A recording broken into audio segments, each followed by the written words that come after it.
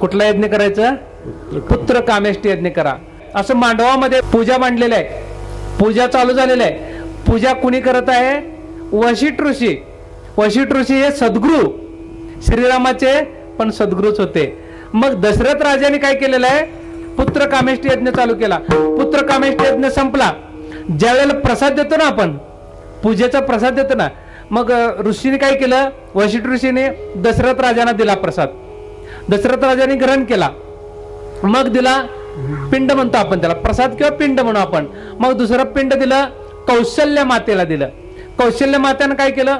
थोडं हातात धरले. मग सुमित्राला दिला दुसऱ्यांदा. सुमित्र मातानं पण धरून राहिली.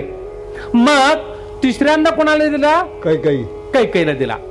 मग कैकेयी माते काय म्हणाली? मला का तिसऱ्यांदा दिला? मी पण बरोबरीची राणी आहे ना. त्या प्रसादाकडे, त्या पिंडकडे बघतच राहिली. तेवढ्यात एक अशी घार आली आणि ती घार घेतली, गेली निघून. पिंड घारीने झडपिला, तो अंजनीने शेविला. पुढे काय? अंजनीच्या तपासाठी, अंजनीच्या तपासाठी महारुद्र आले पोटी. आता हे शंकर महादेव इकडे यायला निघाल्यात. पार्वती माताला काय म्हणतात? आता तुम्हाला आम्हाला, तुम्ही माझी शिवपट बनवून यावं लागणार आहे. माता म्हणते हो. मग इकडे आलेला आहे. मग आता एक पिंड घारीनं झडपिला. मामा म्हणा, पिंड घारीने झडपिला. पिंड घारीने झडपिला, पिंड घारीने झडपिला. मग आता ती घार आहे ना, ती घार प्रसाद घेऊन गेली, पिंड घेऊन गेली. आता ती घार उडत उडत उडत गेली. कुठे गेली? थोड्या वेळानं बघूया आपण. मग आता इकडे काय झालं? इकडे कौशल्य मातानं काय केली? आपला प्रसाद थोडा निम्मा दिली तिला. कुणाला? कैकेयीला दिली. सुमित्रानं पण काय केली? निम्मा प्रसाद काय दिले? पिंड कैकेयीला दिले. मग आता अर्धा अर्धा 2 वाटे ह्या दोघींच्याकडे झाले आणि 2 वाटे कोणाकडे झाले? कैकेयीकडे. ह्यांच्याकडं कौशल्याकडे अर्धा एकच वाटा राहिला. श्रीराम प्रभू जन्माला आले. सुमित्रा मातेकडं अर्धा एकच जन्म राहिला. तिथं कोण जन्माला आले? लक्ष्मण जन्माला आले. तिच्याकडे 2 राहिले म्हणून भरत आणि शत्रुघ्न जन्माला आले. श्रीराम प्रभू कोण आहेत? परब्रह्म आहेत. परब्रह्म, साक्षात परब्रह्म, 16 कलांनी युक्त. श्रीरामच फक्त 16 कलांनी युक्त होते आणि श्रीकृष्ण 16 कलांनी युक्त होते. 2च अवतार असे आहेत. मग हे आहेत परब्रह्म श्रीराम. लक्ष्मण आहेत ते कोण आहेत? शेषनाग आहेत. पौडलेले आहेत ना शेषनागावरती. आणि हे आहेत ते कोण आहेत? शंख आणि चक्र आहेत. भरत आणि शत्रुघ्न आहेत ना, शंख आणि चक्र आहेत ते दोघे जण.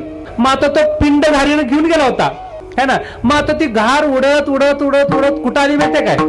जिथं अंजनी माता ओंजळ करून बसलेली होती. ओंजळ काय नाव होतं? अंजोळी म्हणायचं. अंजोळी. अंजोळीवरनं अपभ्रंश होऊन त्याचा काय झालं? ओंजळ हा शब्द झाला. अंजोळी खरा शब्द. आणि त्या अंजोळी अंजलीवरनं नाव पडलेलं होतं ती. आणि अंजली ओंजळ करूनच उभा बसली होती किंवा पदर पसरू म्हणा आपण, अशी बसलेली. आणि ती शिवाची काय करत होती? पूजा करत होती, नामस्मरण करत होतं. आणि शिवाला म्हटले होते तुझ्यासारखा नव्याने तूच मला पुत्ररत्न पाहिजेस. त्यावेळेस तथास्तु म्हटले ते शिवा. मग आता ती घार अशी अशी उडत उडत येत होती. आणि तेवढ्यात काय झालं? त्या घारीला वाऱ्यानं झडप दिली. वायूनं काय केले? झडप दिली. आणि चुचीतनं प्रसाद खाली पडला. पण खाली पडला पण तिकडं डायरेक्ट हवा वायू अशी अशी आणत आणत आणत ना अंजलीच्या बरोबर बघा अंजलीत आणून टाकले. अंजलीने ते प्रसाद काय केले?